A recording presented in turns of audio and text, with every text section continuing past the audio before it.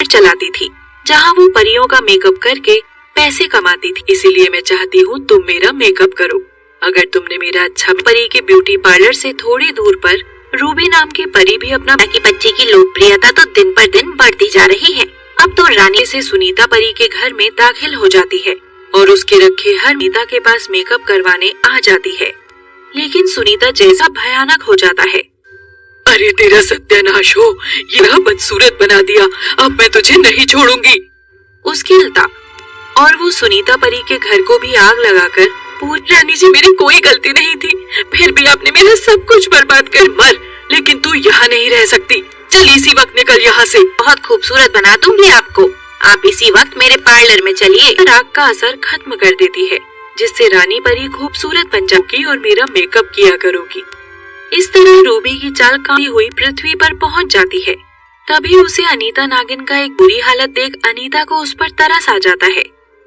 अरे से हो गई, तुम अपनी बेटी के साथ यहाँ क्यों भटक रही हो?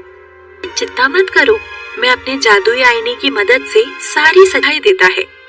अच्छा, तो इस दुष्ट परी ने तुम्हारे साथ धोखा भी परी के कमरे में भेज देती है। फिर वो जादुई चिड़िया करती है तो रानी परी के चेहरे पर फिर से आग लग जाती है। अरे ये तूने क्या कर दिया? तभी वहाँ सुनीता परी कप में जहरीली दवा मिला दी थी। अरे सुनीता, तू यहाँ बारे में सब पता कर लिया है। इसके बाद अनीता नागिन अपने जादुई आईने आपको फिर से खूबसूरत बना सकती है। हाँ, जल्दी से मिलती है। और देखते ही देखते रानी परी बहुत खूबसूरत बन को सबक सिखाने के लिए उसे एक बंदरिया बनाकर जंगल में छोड़ कर देती है। उस ब्यूटी पार्लर को देख अनीता और सुनीता नागिन और उसकी 3 भूखी बेटियां खाना प्रकट करने वाली जादुई नागमणि थी। उस नागमणि के किनारे अपनी तीनों बेटियों के साथ बैठी थी। माँ, मुझे तो गर्मा गर्म बिरयानी खाल कर वहाँ तीनों बेटियों के लिए पिज्जा बिरयानी प्रकट कर। अरे वाह, इस नागिन की नागमणि तो बहुत ही कमाल की है। तब वापस अपनी गुफा में चली जाती है। दूसरी तरफ काजल का समय है। थोड़ी ही देर में नागिन और उसकी तीनों बेटियां अब मैं एक रेस्टोरेंट खोलूंगी और जादुई नागमणि से ढेर सा। उधर अपनी जादुई नागमणि न मिलने से नागिन और उसकी तीनों माँ, मुझे लगता है किसी ने हमारी जादुई नागमणि चुरा ली। अगले दिन से भूख से परेशान अनामिका नागिन अपनी बेटियों को लेकर मत कर बेटी, हमें यहाँ खाना मिल जाएगा, बस थोड़ी देर की बात है। बहुत भूख लगी है, दया करके हमें कुछ खाने को दे दो। अरे बाप, मेरे घर पर इतनी सारी इच्छाधारी नागिनें कहाँ से आ गई? गाँव में कैसे आ गई? चलो इन्हें मारकर जमीन में गाड़ दो, वरना इतना मत छोड़ना। फिर वो सभी लोग डंडे और पत्थरों से अनामिका में छोड़ दो।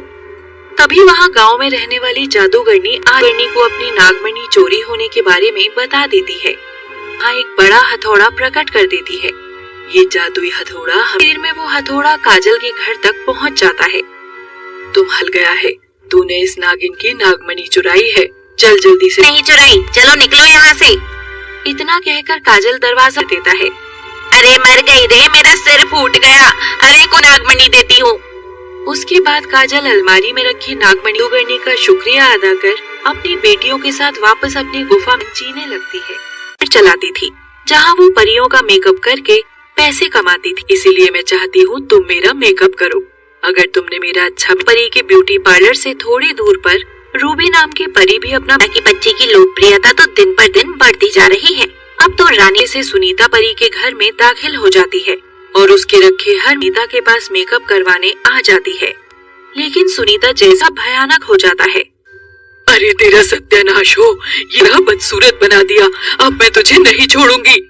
उसकी लता और वो सुनीता परी के घर को भी आग लगाकर रानी जी मेरी कोई गलती नहीं थी, फिर भी आपने मेरा सब कुछ बर्बाद कर मर, लेकिन तू यहाँ नहीं रह सकती। चल इसी वक्त निकल यहाँ से। बहुत खूबसूरत बना दूंगी आपको, आप इसी वक्त मेरे पार्लर में चलिए। आग का असर खत्म कर देती है, जिससे रानी परी खूबसूरत बन जाएगी और मेरा मेकअप किया करोगी। इस तरह रूबी की चाल काटी हुई पृथ्वी पर पहुंच जाती है।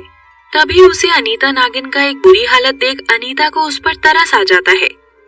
अरे से हो गई, तुम अपनी बेटी के साथ यहाँ क्यों भटक रही हो? चिंता मत करो, मैं अपने जादुई आईने की मदद से सारी सच्चाई देता है। अच्छा, तो इस दुष्ट परी ने तुम्हारे साथ धोखा भी परी के कमरे में भेज देती है।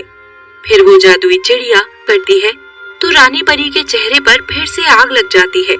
अरे ये तूने क्या कर दिया?